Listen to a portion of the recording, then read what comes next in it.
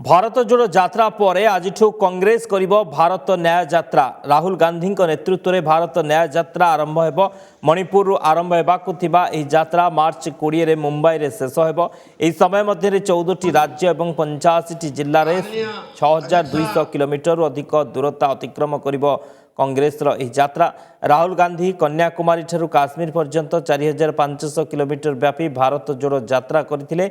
भारतीय राजनीति इतिहास रे यह एक ऐतिहासिक यात्रा थिला बोली कांग्रेस कहिछि।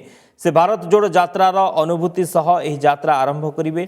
ए यात्रा समय रे देशर महिला युवक एवं देशर वंचित वर्गर लोकों सह आलोचना करा जिवो। ए यात्रा 6200 किलोमीटर दूरता अतिक्रम करी मणिपुर, नागालैंड, आसाम, मेघालय, पश्चिम बंग, बिहार, झारखंड, ओडिशा, छत्तीसगढ़, उत्तर प्रदेश, मध्य प्रदेश, राजस्थान एवं गुजरात दे महाराष्ट्र रे पहुंचिबो।